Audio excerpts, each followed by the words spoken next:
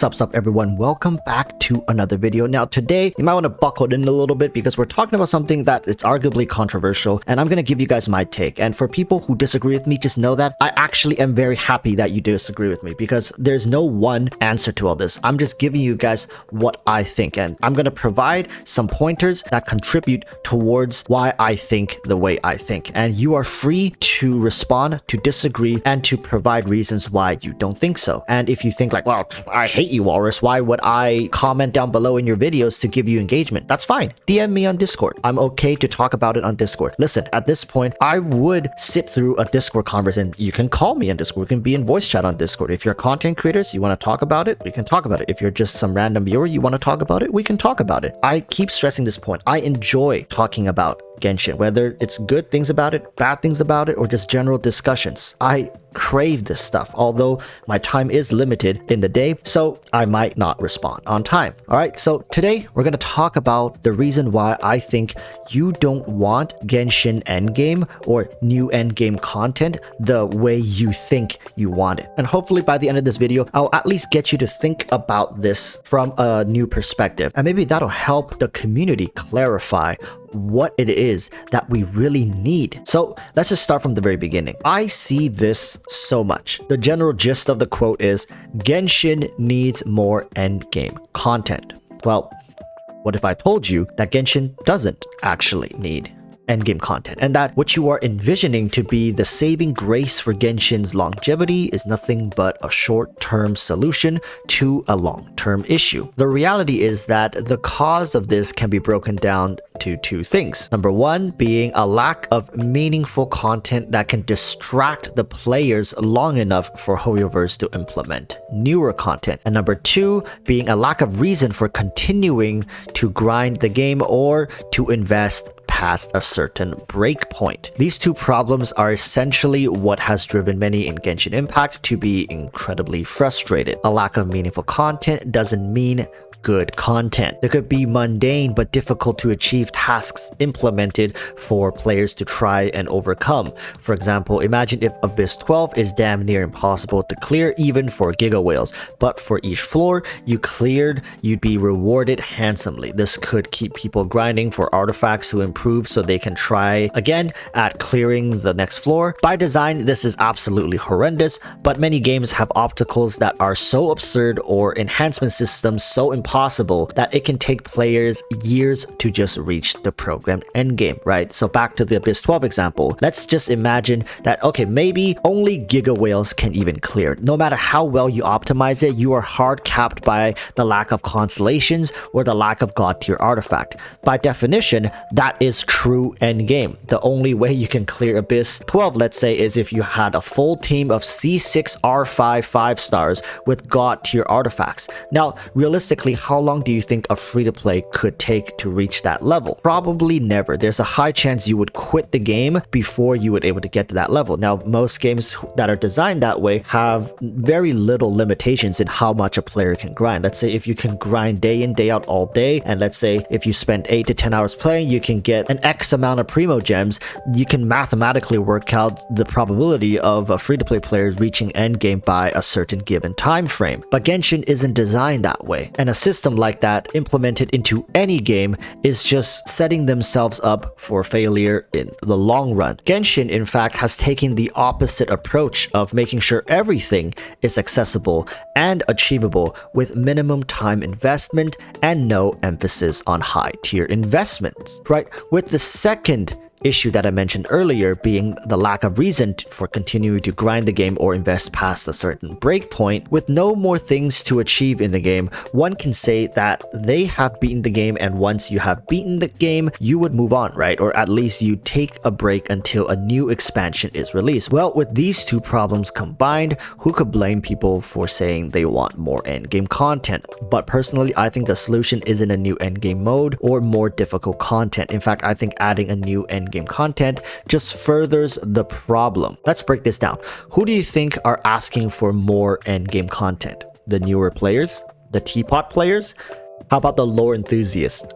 I think for the most part, people who want more endgame content are meta players who crush through all combat content with ease and a dash of Giga Whales maybe as well. Now, do remember these two categories can overlap, meaning a Giga Whale is more likely to be someone who has cleared the game and feels a lack of challenge or meaning. Now, that doesn't mean it's exclusive to Giga Whales. I know free-to-play players who have been 36 starring the Abyss with ease for close to a year now. So there are definitely players who are highly optimized in their gameplay and has risen to the point of true endgame. However, these players are an extremely small portion of the overall community. In fact, I'd say there's a large portion of the community who doesn't even touch the Spiral Abyss in comparison to ones who have 36 started. So yes, I am saying there are more players who don't play the Spiral Abyss than ones who have 36 starred the Spiral Abyss, which really puts into question, is it really a priority for Hoyoverse to add in more difficult content when there's more people who have not tried the Abyss yet, as opposed to those who have 36 started? I mean, the amount of players who have tried the Abyss or are currently still trying to beat it will take majority here. Obviously, the 30 star clears or people who are stuck on floor 9, 10, or 11 who simply can't clear it yet. But again, this is not a video talking about whether or not Hoyoverse has incentive to add this, but rather what they should implement. It's just I wanted to point this out because I think people who have cleared the Spiral Abyss with 36 stars or a high star completion oftentimes don't realize just how exclusive of a group they are a part of. If you aren't part of the 36 star club, asking for new content is just wanting more things to do with your characters, no? So does that mean you don't want the new content to be combat based? Is it okay if it's like something that's very mundane or more in tune with just general lore exploration? That's a question we have to explore as well. Or is it combat based? Is it because your characters are very strong and you want other avenues to utilize your strong and well-built characters and teams? At the end of the day, what the players are lacking here is purpose. The reason for them to continuing to grind artifacts or pull a new character or to log in and do commissions, complete events to get crowns, etc. Why get stronger? What's the point? Many has seen their months of playing and grinding the game as a waste, as now their powerful characters barely get to flex their strength, while with each patch you seemingly get more characters added just so you can do the thing you've already been doing, but with another team. You don't need new endgame content because even if you did, you're going to end up crushing through it with a guide.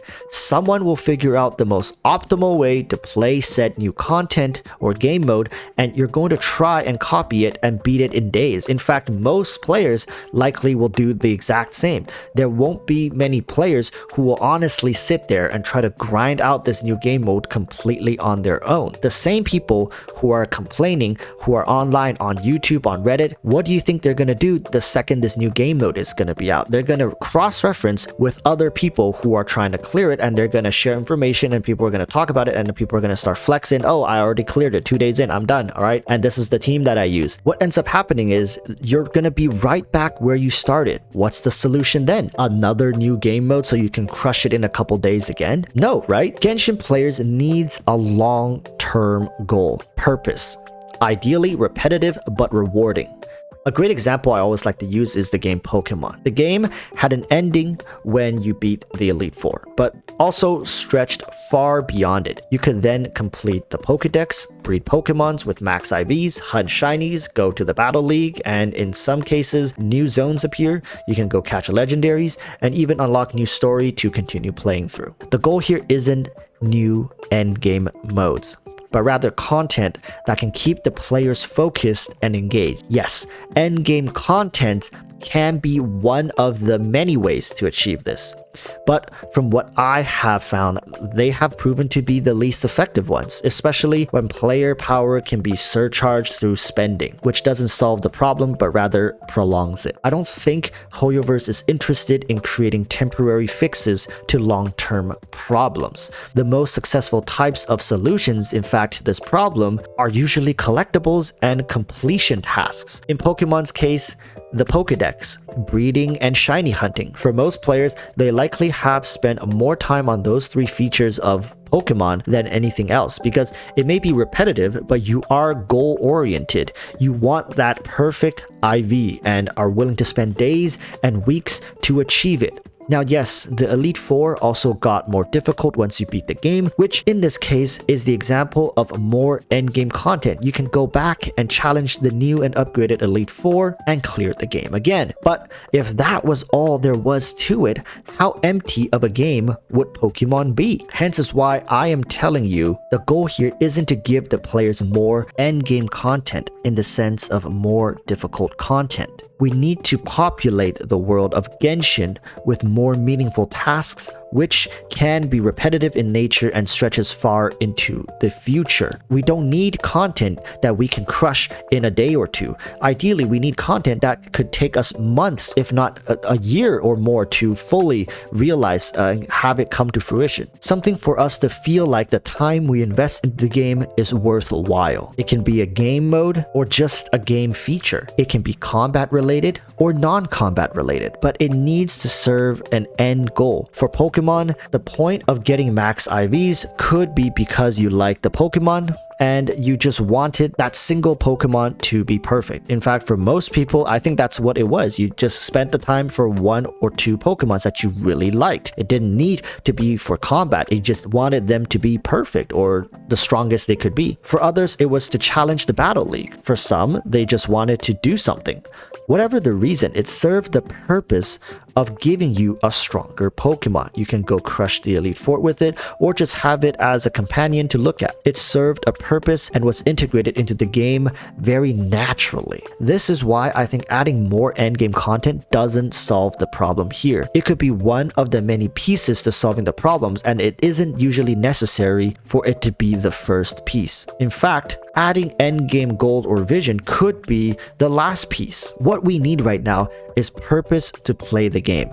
Long-term purpose. We need a goal that a guide video can't solve for everyone. A vision that we can all pursue but takes us on different journeys. It's a very abstract thing for me to say right here because it's not something simple and grounded. If some dude on the internet by himself can solve this problem sitting in his bedroom, then it's not a good solution. This requires a team of experienced designers to work out intricately and probably need inputs from far greater numbers of people before it could be approved for production. And simply going online screaming, "Give us endgame content," you aren't contributing. Just like in this video, if you comment down below, "This is stupid," or "What you're saying is dumb," you aren't contributing anything. You need to give the reason why. What do you think could help?